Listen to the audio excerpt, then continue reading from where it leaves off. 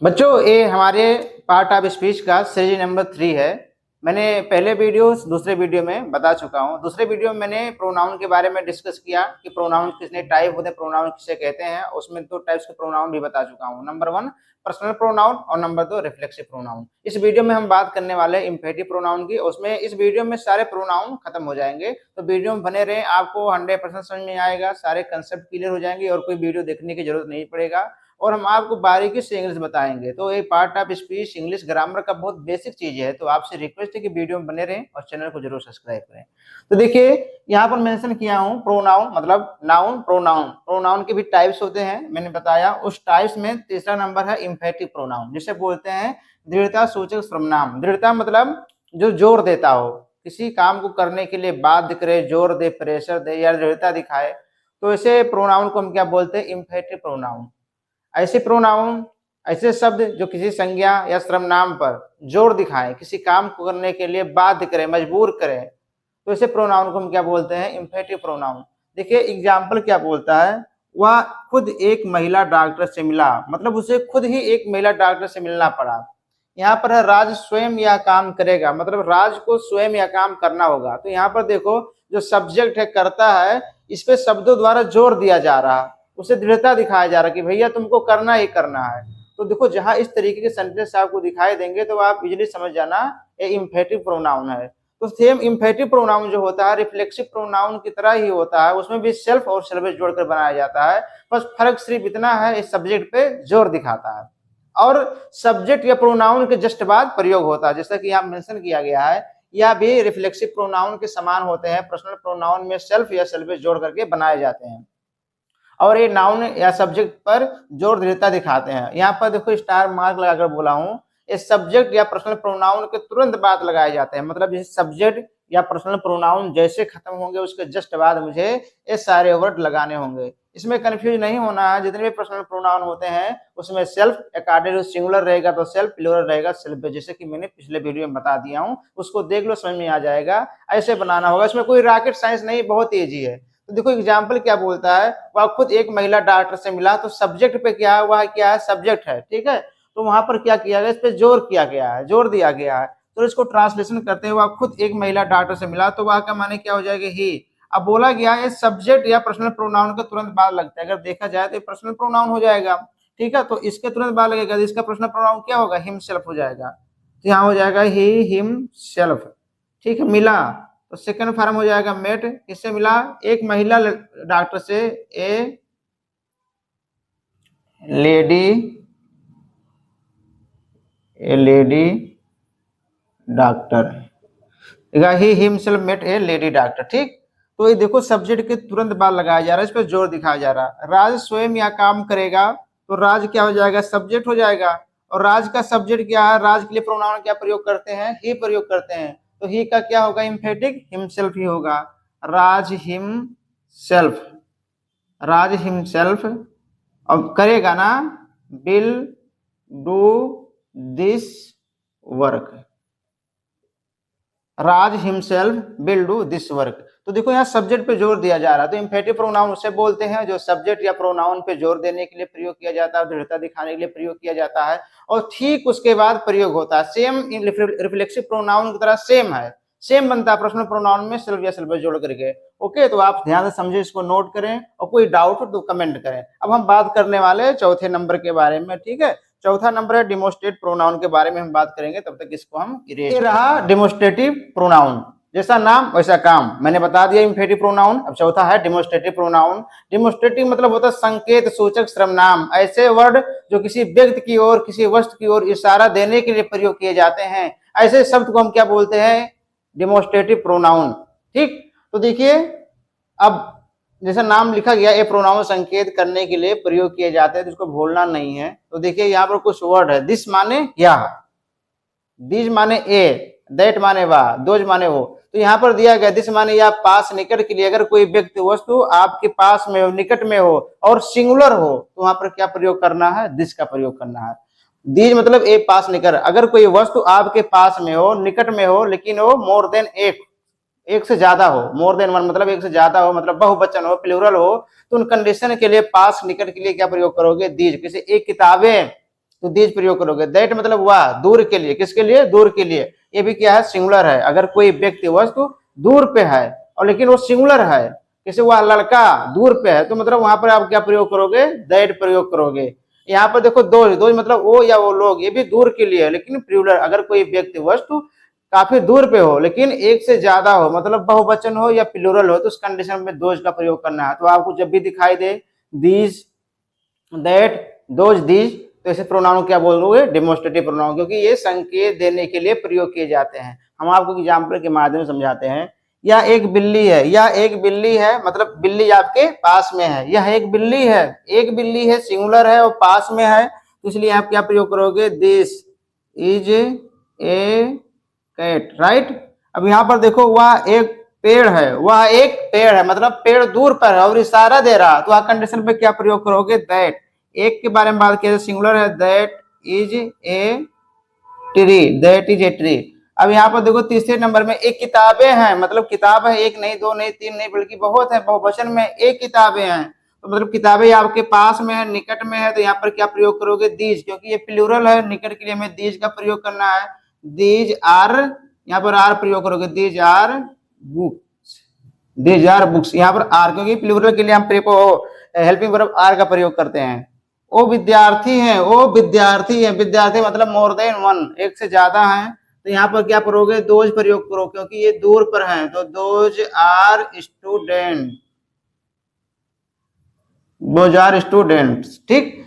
तो देखिए अगर ऐसे आपको सब दिखाई देंगे तो इसे क्या बोलते हैं, डेमोस्ट्रेटिव प्रोनाउन, ठीक है। अब हम नेक्स्ट बात करने वाले हैं इंडिफिनिट प्रोनाउन के बारे में, तब तक इसको इरेज करते हैं। अब इंडिफिनिट प्रोनाउन के बारे में हम डिस्कस करेंगे। इंडिफिनिट प्रोनाउन मतलब प्रोनाउन का जो हमारा सीरीज चल रहा है, 5वां नंबर है, प्रोनाउन के टाइप्स में 5वां नंबर है, जिसे हम बोलते हैं इंडिफिनिट प्रोनाउन। इंडिफिनिट मतलब होता है अनिश्चयवाचक सर्वनाम। अनिश्चय मतलब जिसके बारे में कोई जानकारी ना हो, जो अनिश्चित हो, अनजान हो, जिसके बारे में कोई इन्फॉर्मेशन सटीक ना हो, उसे हम क्या बोलते हैं, अनिश्चयवाचक सर्वनाम। ऐसे सर्वनाम जो अपने आप में अननोन हो, ठीक है। ऐसा सर्वनाम जो पढ़ने, लिखने, देखने में निश्चित ना हो, अर्थात अनिश्चित हो, अननोन हो, तो उसे हम क्या बोलते हैं, इंडिफिनिट प्रोनाउन।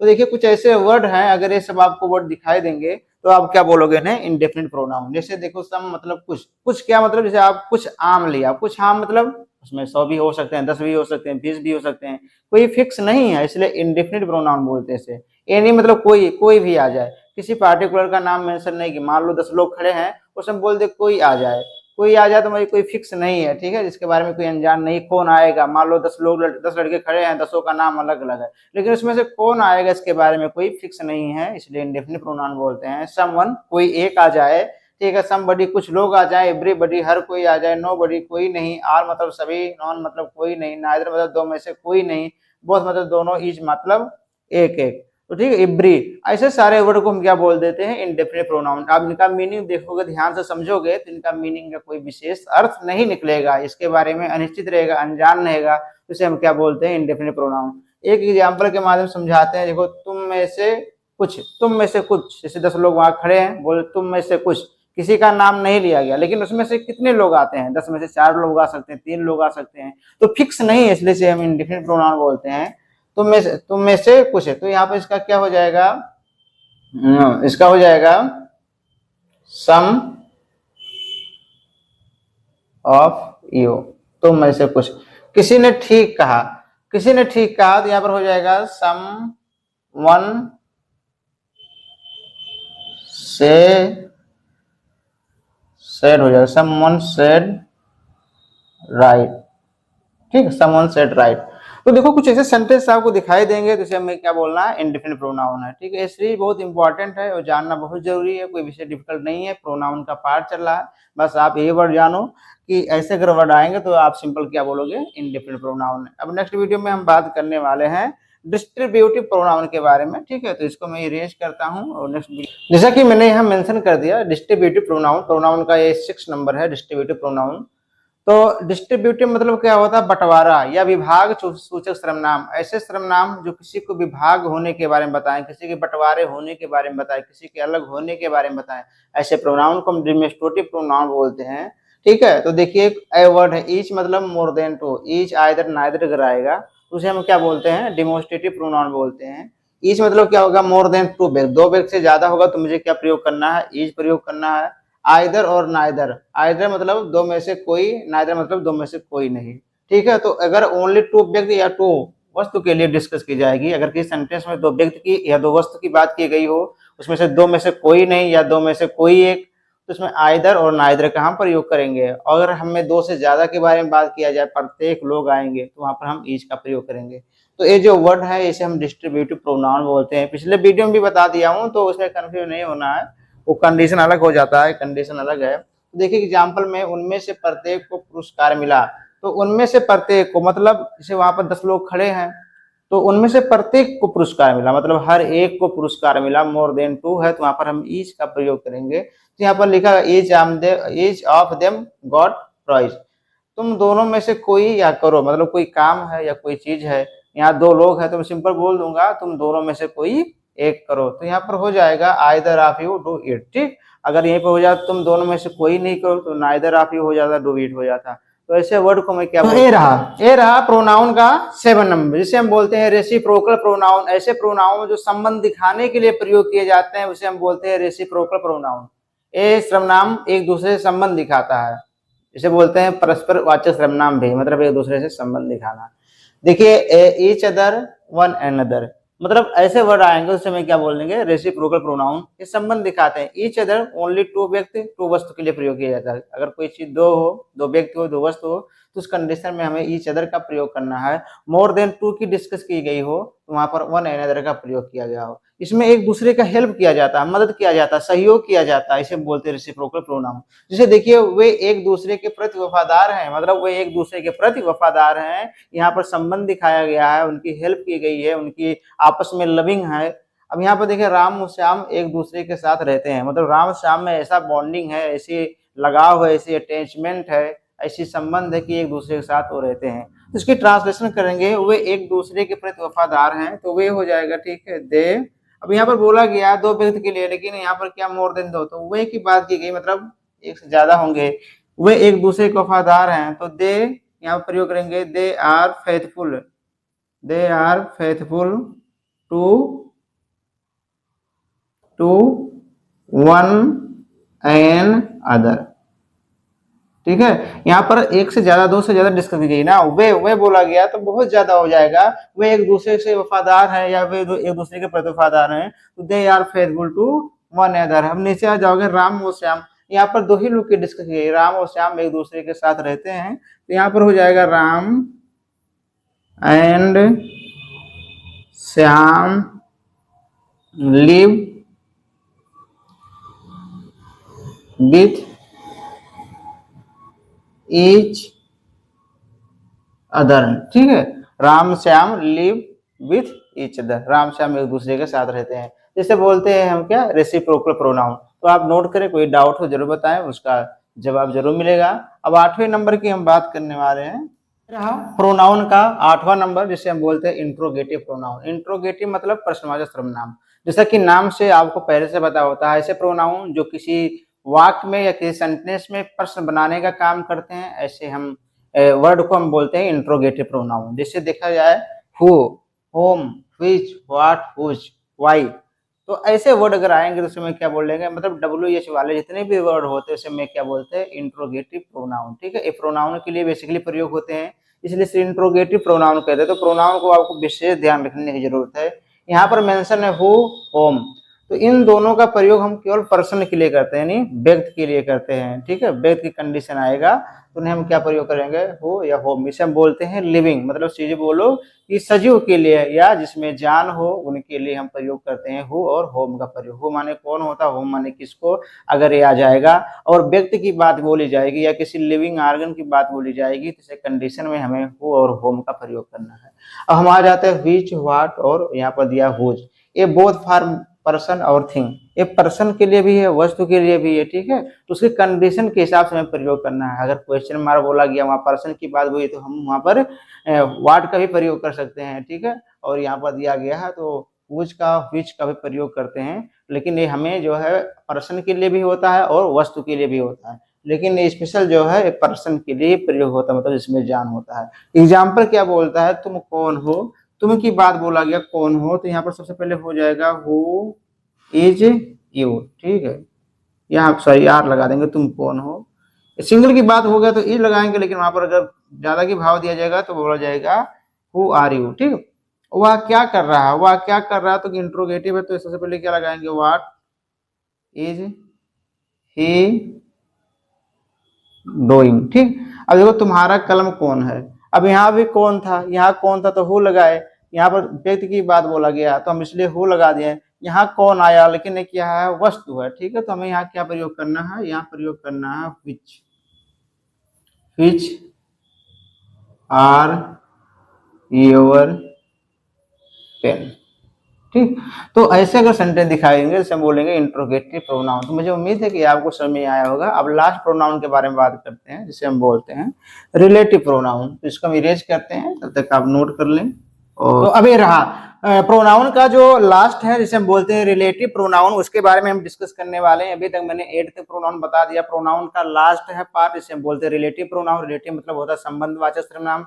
उससे पहले भी पढ़े संबंध, लेकिन ये डिफरेंट है। ए रिलेटिव प्रोनाउन और आपस में जोड़ने का काम करता है। अभी पहले जो पढ़े थे वहां भी संबंध आप वर्ड सुने होंगे, लेकिन वो आपस में संबंध रखता था, कनेक्शन रखने का काम करता था। लेकिन जो रिलेटिव प्रोनाउन है ये जोड़ने का काम करता है। रिलेशन मतलब आप रिलेशन बनाओ, रिलेशन मतलब क्या होता है, जोड़ना, कि इनका एक रिलेशन हो गया, दो रिलेशन हो गया, तो एक दूसरे से कनेक्ट हो रहे हैं, जुड़ रहे हैं, तो इसलिए जुड़ने का जो काम करता है उसे हम बोलते हैं रिलेटिव प्रोनाउन। ठीक, तो देखिए दो व्यक्ति या वस्तु आपस में जोड़ने का कार्य करता है और नाउन से पहले संबंध रखता है, मतलब नाउन से ठीक पहले लगता है या प्रोनाउन से ठीक पहले लगता है। नाउन और प्रोनाउन जो होते हैं उनसे संबंध रखता है। ठीक है, और देखिए ये दो वाक्यों को जोड़ने का काम करता है। दो व्यक्ति हो जाए या दो वाक्य हो जाए, उन दोनों को जोड़ने का काम करता है। ठीक है, और अपने से ठीक पहले नाउन से संबंध रखता है। जो बोला गया है ये दो वाक्यों को जोड़ने का काम करता है, अपने से ठीक पहले जो नाउन होता है उनसे कनेक्शन रखता है, संबंध रखता है, रिलेशन रखता है, इसलिए से हम इसे बोलते हैं रिलेटिव प्रोनाउन। हु आ जाएगा, होम आ जाएगा, विच आ जाएगा, और हुज आ जाएगा, वाट आ जाएगा, दैट हो जाएगा। ऐसे प्रोनाउन होंगे, इसे हम क्या बोलेंगे, रिलेटिव प्रोनाउन। आपस में जोड़ने का काम करते हैं। देखो एग्जाम्पल के माध्यम समझाते हैं। या वही लड़का है जो कल मिला था। ठीक, अब यहाँ जो का माने क्या होगा, जो का माने हो जाएगा। क्यों, क्योंकि यहाँ लड़के की बात किया जा रहा है, लड़का क्या लिविंग है, तो पहले मैं डिस्कस कर चुका हूँ कि हु का प्रयोग बेसिकली हम व्यक्तियों के लिए करते हैं, मतलब जिसमें जान होता है। तो यहाँ पर हो जाएगा या वही लड़का है, तो यहाँ लिखेंगे दिस इज दैट बॉय, या वही लड़का है। यहाँ पर जो का माने हो जाएगा हु मेट यस्टरडे। ठीक, या वही लड़का जो कल मिला। ठीक है, तो इसे हम क्या बोलते हैं, रिलेटिव प्रोनाउन। क्या होगा, इसे हम बोलते हैं रिलेटिव प्रोनाउन। या वही किताब है जो कल खरीदा था। अब यहाँ किताब की बात हो जाएगा तो यहाँ पर क्या प्रयोग करोगे, विच का प्रयोग करना, क्योंकि ये नॉन लिविंग है। तो लिखोगे this is that book which bought yesterday. ठीक, तो आप समझ गए।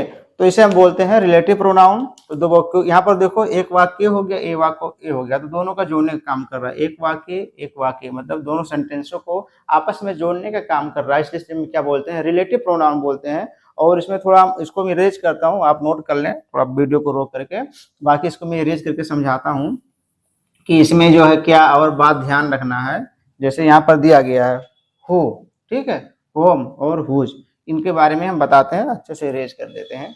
आपका सारा कंसेप्ट क्लियर हो जाएगा, कोई डाउट नहीं रहेगा और दोबारा किसी वीडियो को देखने की जरूरत भी नहीं पड़ेगा। तो देखिए जो रिलेटिव प्रोनाउन होता है इसमें थोड़ा इंपॉर्टेंट पार्ट था जो आपको मैक्सिमम जो एग्जाम में पूछे जाते हैं, लोगों को मैक्सिमम डाउट रहता है। तो मैंने बोला गया कि रिलेटिव प्रोनाउन जो होता है पर्सनल प्रोनाउन के लिए क्या होता है, जो रिलेटिव प्रोनाउन होता है पर्सन के लिए जो हम प्रयोग करते हैं हो क्या हो जाता है, नॉमिनेटिव से बोलते हैं, कर्ता कारक हो जाएगा। लेकिन हु का अगर आपको ऑब्जेक्टिव निकालना हो, जैसे हम ही क्या है, कर्ता कारक है, इसका ऑब्जेक्टिव क्या होता है, हिम हो जाता है, और पॉजिटिव क्या हो जाता है, हिज हो जाता है। ठीक उसी प्रकार अगर हु का आपको ऑब्जेक्टिव निकालना हो जाएगा तो होम हो जाएगा, और इसका पॉजिटिव क्या हो जाएगा, हुज हो जाएगा। ठीक है, तो ध्यान दें अगर रिलेटिव प्रोनाउन में जोड़ने का बात की गई हो, उसमें सब्जेक्ट हो, ठीक है, ऑब्जेक्ट हो, और क्या बोलते हैं पॉजिटिव हो, तो इनको समझना जरूरी है। ठीक है, नॉमिनेटिव मतलब कर्ता कारक हो जाएगा, ऑब्जेक्ट हो ये हो जाएगा, और पॉजिटिव ये हो जाएगा। अब देखो थिंग के लिए वस्तु की बात की जाए, इसमें सब्जेक्ट क्या हो जाएगा, विच क्या करेगा, सब्जेक्ट का काम करेगा, और इसका सेम विच क्या करेगा, ऑब्जेक्ट का भी काम करेगा, और यहाँ पर हुज क्या करेगा, ये पॉजिटिव की बात करेगा। जैसे आप यू पढ़ते हो, यू माने तुम ई और आपको पॉजेसिव हो गया, यू क्या हो गया, ऑब्जेक्ट हो गया। ठीक उसी प्रकार तो जानना बहुत जरूरी है। यहाँ पर आ गया दैट। तो दैट देखो, दैट का प्रयोग हम पर्सन के लिए भी करते हैं, थिंग के लिए, दोनों के लिए करते हैं, चाहे नॉमिनेटिव हो या ऑब्जेक्टिव हो, इन सब कंडीशन में हम दैट का प्रयोग करते हैं। तो मुझे उम्मीद है कि हमारी प्रोनाउन का सीरीज आपको समझ में आया होगा। आपसे हाथ जोड़ के एक ही रिक्वेस्ट है कि हमारे चैनल को सब्सक्राइब कर दें। सब्सक्राइब करने में कोई पैसे नहीं लगते हैं, आपको सब्सक्राइब करने से मुझे मोटिवेशन मिलता है। वीडियो बनाने में काफ़ी एनर्जी और काफ़ी एफर्ट की रिक्वायरमेंट होती है। तो आपसे रिक्वेस्ट है, हमारे पूरे वीडियो को देखें। आपको हम नेक्स्ट सीरीज लेकर आते हैं, जैसे एडजेक्टिव के बारे में बात करेंगे बहुत अच्छे से। ओके, अगर कोई डाउट हो कमेंट करें, आपके क्वेश्चन का जवाब जरूर देंगे। तब तक के लिए जय हिंद।